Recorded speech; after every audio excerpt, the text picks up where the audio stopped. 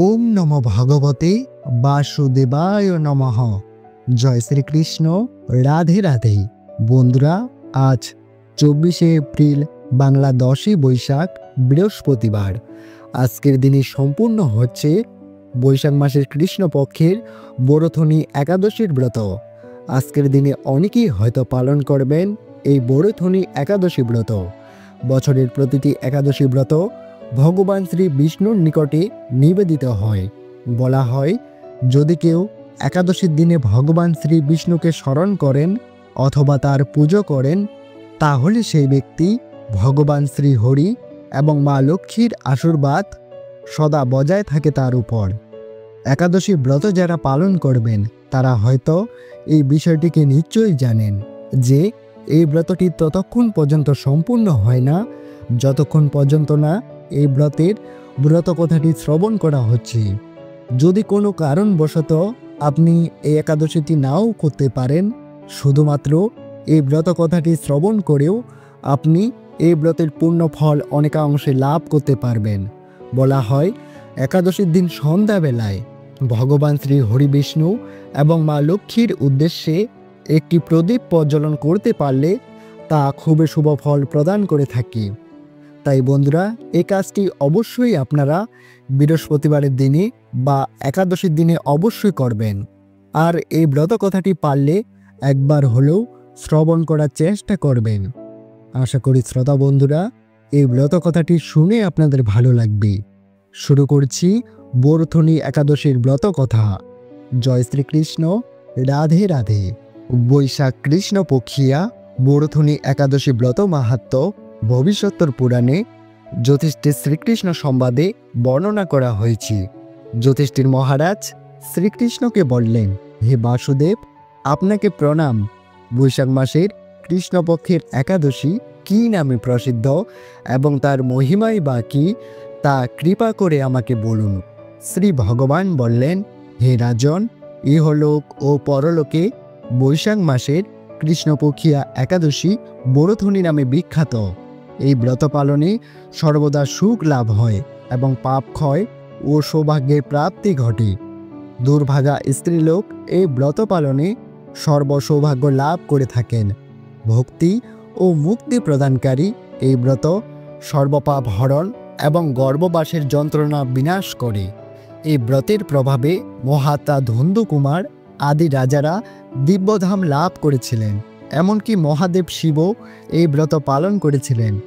10,000 বছর তপস্যার ফল কেবলমাত্র এক বরথনী ব্রত পালনে লাভ হয়। যে শ্রদ্ধাবান ব্যক্তি এই ব্রত পালন করেন তিনি ইহলোক ও পরলোকের সমস্ত প্রকার বঞ্চিত ফল লাভ করে থাকেন। হে নপশ্রেষ্ঠ, অশ্বদান অপেক্ষায় গজদান শ্রেষ্ঠ। গজদান থেকে ভূমিদান, তা থেকে তিলদান, তিলদান থেকে স্বর্ণদান, তার অপেক্ষাও অন্নদান শ্রেষ্ঠ।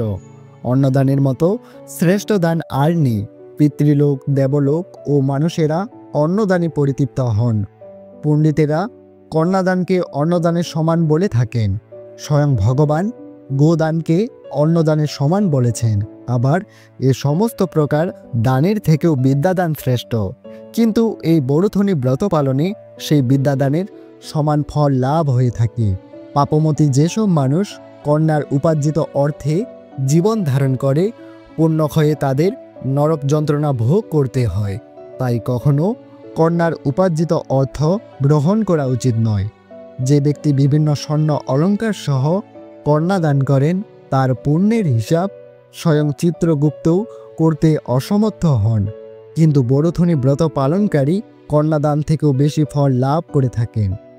ব্রতকারী ব্যক্তি দশমীর দিনে কাঁসার পাত্রে ভোজন, মাংস, মসুর, ছোলা, শাক, মধু ইত্যাদি অন্যান্য পদার্থ অন্ন গ্রহণ, 2 বার আহার ও মৈথন পরিত্যাগ করবে।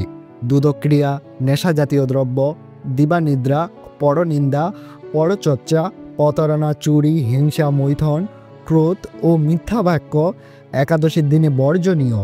কাঁসার পাত্রে ভোজন, মাংস, মসুর, মধু, তেল, মিথ্যা ভাষণ, ব্যায়াম, 2 বার আহার ও মৈথন এইসব দ্বাদশীর দিনে পরিত্যাজ্য।